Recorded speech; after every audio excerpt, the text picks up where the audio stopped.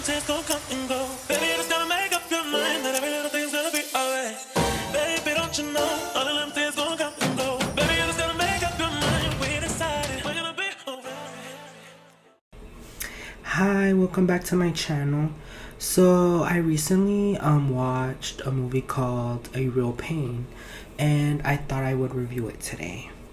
Also, this is a surprise video because I just released a movie review on Wednesday, so this is gonna be my surprise second review. Jesse Eisenberg's A Real Pain is a heartfelt, darkly comedic drama that explores grief, identity, and the complexities of family.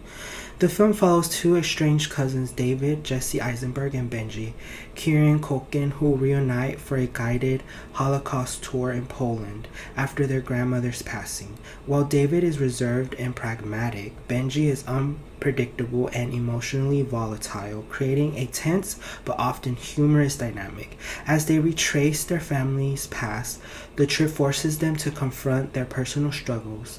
David's quiet and discontent with life and Benji's deep-seated pain masked by his erratic behavior.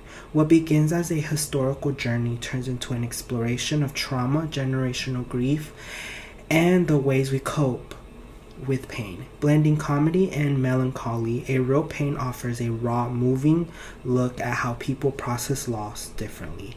Culkin delivers a standout performance, balancing humor with gut-wrenching emotion, making this one of the most talked about indie films of the year. So I'm just gonna describe the movie without spoilers, and then I'm gonna give you like a pause where I'm gonna give my in detail thoughts about the movie.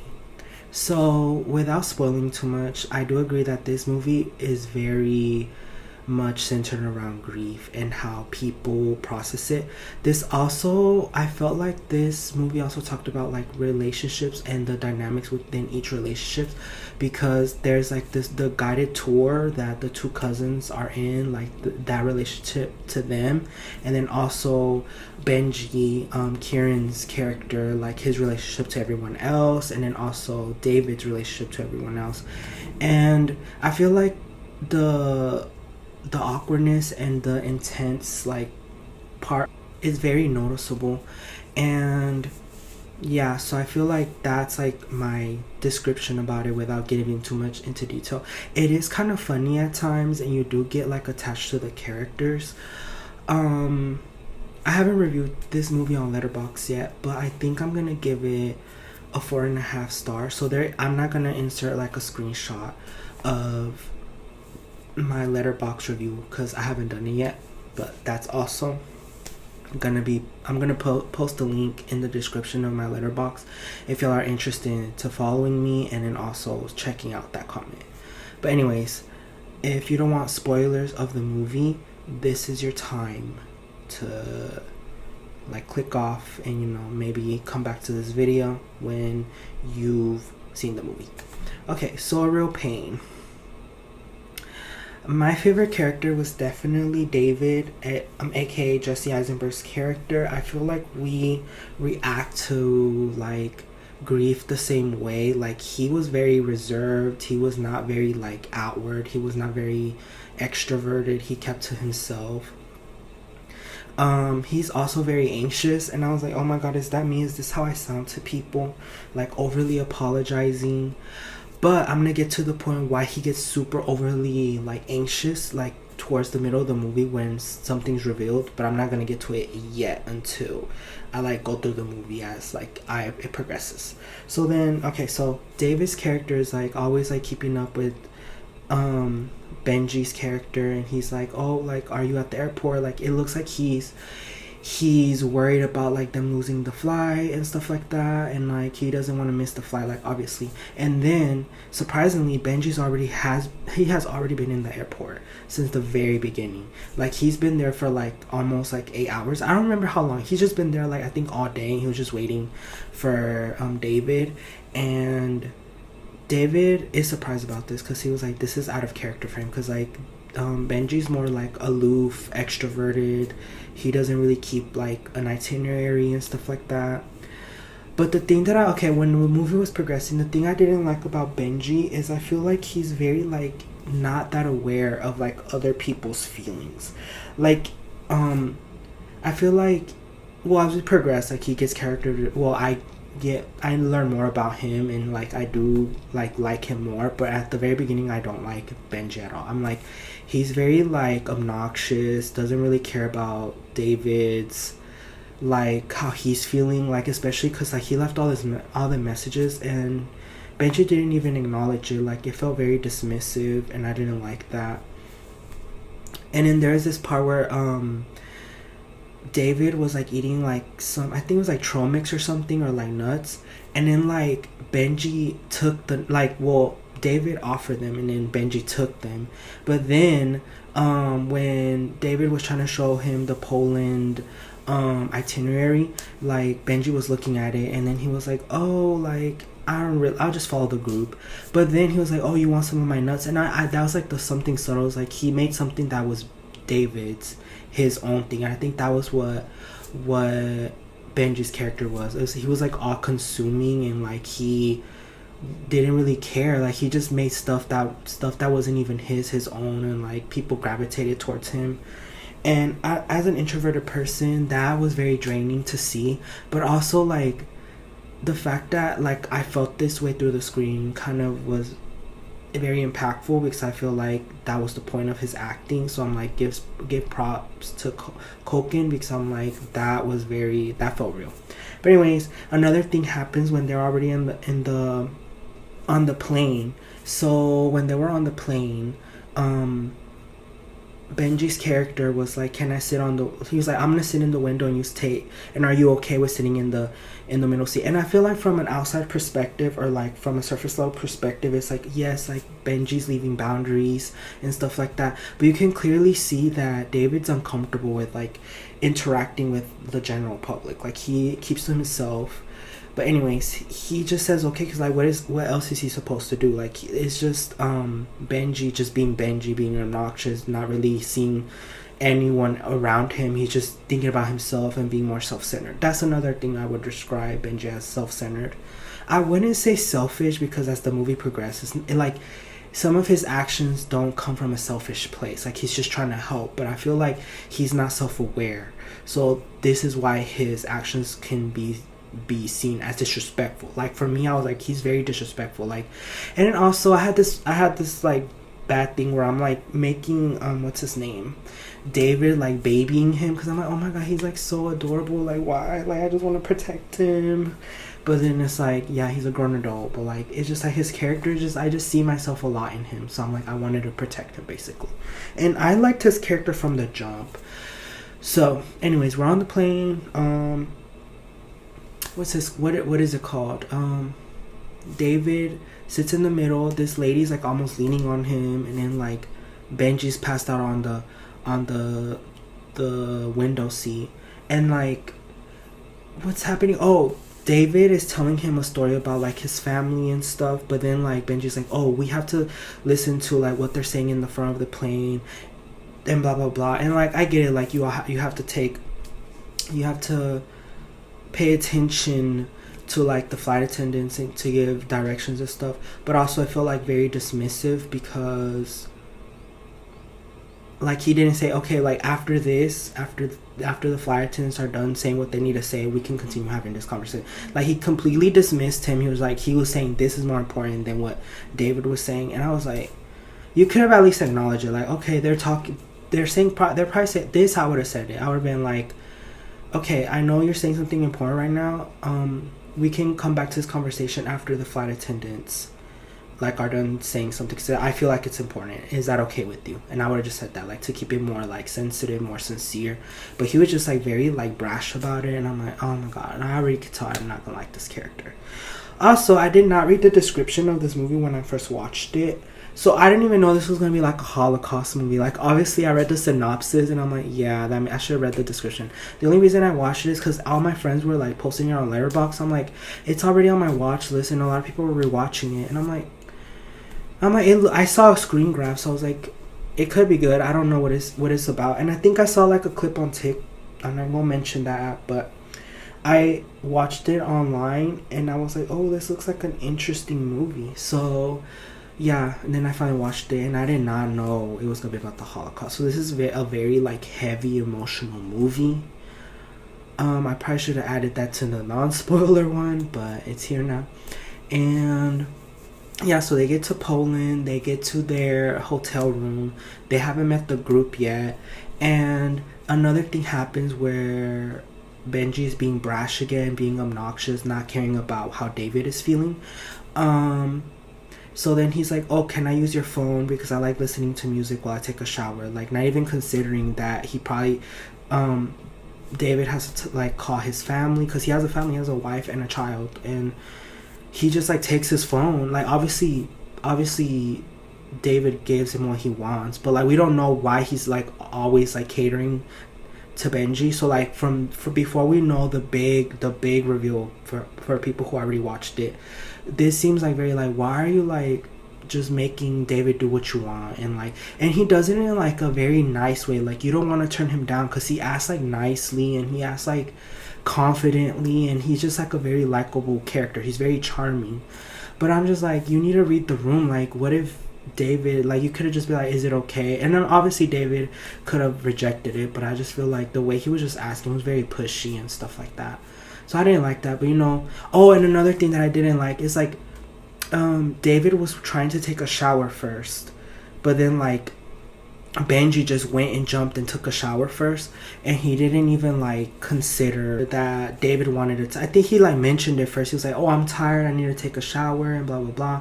So then when they went to meet the group, like Benji was the one that took a shower, and David still didn't take a shower because like he didn't get to. Like, Benji was, I guess, in the restroom the whole time. So Benji took a shower. He's refreshed. David didn't. They meet the group. They're like talking over their plans. And like they're just introducing themselves in the group meeting, and like people are telling like why they want to go to like this Holocaust tour in Poland, and like the reason they're connected to this. And I feel like Benji keeps interrupting people, like giving his 2 cents, and I'm like, can you shut up? Like, people are talking right now, they're talking about their experience, and then he inserts himself.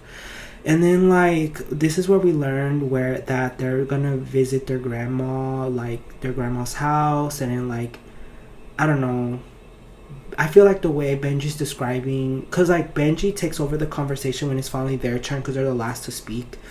Benji kind of takes over both of them, and he starts like saying anecdotes about when they were younger. They grew up together, they're 3 weeks apart, and he's like, guess who's the older one? And then basically he kind of throws like Benji throws David under the bus, and he's like, oh, he used to cry a lot, he was sensitive, now he doesn't feel anything.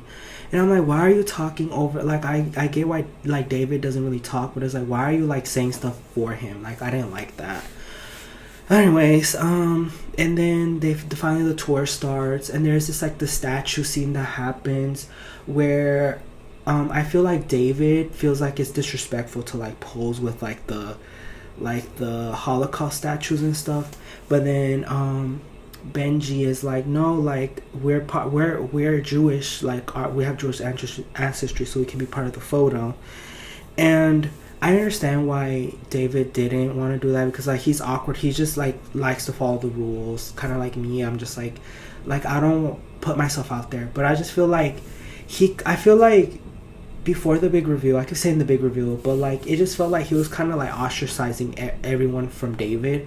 But then I got to thinking, I'm like, maybe that's what David is feeling, because that's what I'm feeling. I'm like, he's ostracizing this, but like if you think about it, David was the one like separating himself from, like everyone asked multiple times if you want to take photos in the statue, but David refused every single time, and he took like everyone from the tour's phone, and then like they like made like fantasy like jobs for them for the statues and stuff they were posing. And they even got the tour guide. And then like this is like before the big shift, and then everything was fine, and then it's just like, I don't know, David didn't like take a photo, which I wish he could. I wish he did, but I feel like in the movie they showed why David and Benji are so different. Like, you can't resist his charm. Like, everyone in the tour group was like, oh, like, let's listen to him. Even the reserved people from that group also want to take photos. And I guess David is the foil to Benji because he resisted his at like his charm or whatever, and we don't know like why, but like now I'm like having finished the movie, I feel like I understand now more why. It's like he knows his charms, he knows his tricks, and like even though he doesn't mean to do harm, it's just like draining, like I don't know.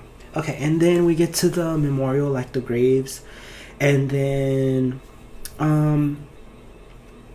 Benji tells the tour guide, he's like, why are you talking so much? Like, I understand it's like everything's like a factoid or whatever, like you're giving us factoids, but this is like a grave, and you like, he's basically telling him to shut the fuck up, but in a nice way. And he comes for the tour guide, and I'm like, oh my god. And I just feel like David this whole time, he's just trying to like mediate the thing. He's like, no, like he's embarrassing us, and it's just like, I don't know, like he's embarrassing everyone. But then it's just like everyone's like, it's fine.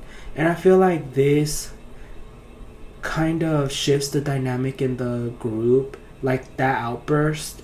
But everything's fine, I guess. Like the tour guide was like, oh, you gave me constructive criticism for the 5 years that I was doing this tour. Like no one has ever like told me like actual feedback that I need, and that really helped me like sit with like when I should be quiet and when I shouldn't.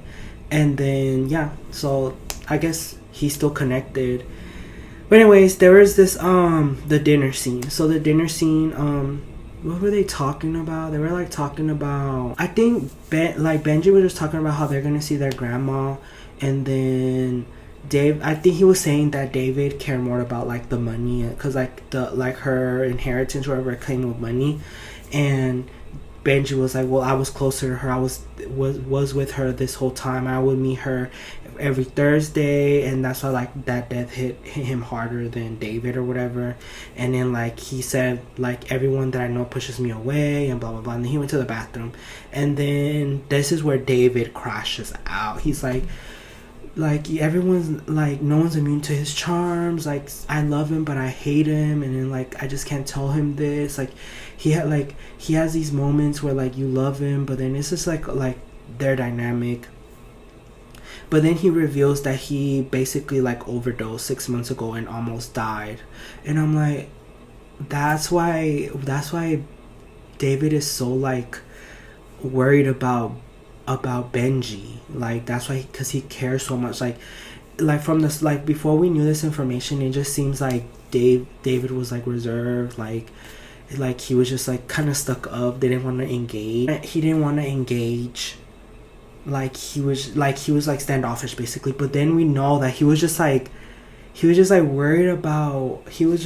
about Benji. Like I'm like, oh my god, this is what made me like David even more. So I'm saying, I feel like this kind of restructured how I already like David, but this make me like him even more. I'm like, he was literally just caring and worried about Benji this whole trip. I didn't even talk about the train missing scene where like they were supposed to get off this stop, and then like Benji didn't want to wake up David because he liked seeing him sleep and being calm like this whole time. And I'm like, okay, like that was a little cute. Like I was like, okay, I guess Benji does care. But it's just like on this, like for the most part, I just feel like Benji was more like self-centered a little bit, or like he didn't really was that sensitive to how David was feeling. But anyways, back to the dinner scene. When that reveal was made, I was like, this is so awkward. Why are they just like airing him out like that, airing each other out, their relationship? And then the whole tour group was just like, it's fine, like it's fine. And then like I feel like the tour guide was already kind of done. Like he was like, oh my god, these two cousins are trouble, like whatever. And then they started hearing like the piano play. And then this part of the movie was so impactful, because it was like he was just like, who's playing the piano like at this time or something. And then this one lady from the group was like, oh, I think that's your cousin. Did you know he could play? And then he turned around and he just sighed and he was like, yeah, we took piano lessons growing up. And I'm like, I'm telling you, like David knows Benji like more than anyone else. That's why he's just so tired of his his antics, but he also doesn't want him to die, and that's why he's like such a workaholic, but he took a week out of his schedule to like do this for Benji, because he knows that he was way closer to the grandma than he was. And I'm just like, I don't know, that made me like him a lot more. So the dinner scene happened, and at this point David was fed up. He just went to his room and went to sleep, and then Benji came back to the room, but then he left. And then David was like trying to call him this whole time, like, because he was worried that Benji was gonna do something. And then like he didn't like charge his phone, and then like he just woke up, and then Benji called him. He's like, oh, we're waiting for you because we're about to go to one of the, what's it called, one of the concentration camps. And then he went downstairs. He was like, oh, like, why didn't you just pick up your phone or something? And he was like, because I was literally up all night trying to find you. And he was like, where the fuck were you? I'm like, oh, they're about to fight. Okay, but then they went to the concentration camp. It was very emotional. And then they came back, and the tour group was gonna go somewhere else, but then the two cousins were gonna go see the grandma's house. And then they were saying goodbyes, and then the tour guide, something that I didn't like the tour guide did, like he told Benji like, oh, you gave me feedback. And he was like, they had like a moment, they hugged, and he was just like, bye David. I'm like, that was so fucked up. Like, I didn't like that. But then they went to the grandma's house, and then they saw that it wasn't even like that, like how they made it out to be. Like, it was a whole thing with the rocks. And then like the owner was like, you can't put rocks in front of that house because like another lady lives there, she might fall. Then they went back home. Yeah, and then David invited Benji like to his house if they wanted to have dinner, but then Benji decided to stay in the airport. Also, there was like this thing where they kept like smoking weed on the rooftop of all the hotels they were staying at, and I thought that was cute. But in the last, the I think the one where it was like they're near the concentration camp, that one is like where David finally like told Benji how he felt. He was like, oh, like, I worry about you, like, you think I don't care, but like he's just basically saying how he felt. And then Benji was like, oh, and I'm like, yeah. So final thoughts, this movie was really good. I would rewatch it again. It's so good. I feel like the dynamic was very interesting with all the characters, especially the cousins, but just like how they interacted with the group. Like, they came from the same background, but like people reacted to them way different. Especially like with the tour group was more like open with Benji, even though he had a lot of outbursts. I feel like they still let that slide. And I feel like with David, I feel like they kind of judged him a little more. And then like the tour guy literally hugging Benji but not David, I was like, I don't know. But overall, this movie was really good. And yeah, I really liked Jesse Eisenberg directing it. And I think it was also produced by Emma Roberts. I saw Emma Roberts. I don't know if it's the same Emma Roberts I'm thinking of. But, you know, just let me know what you guys think of this movie. And I'll see you in the next video. Have a great day. Bye.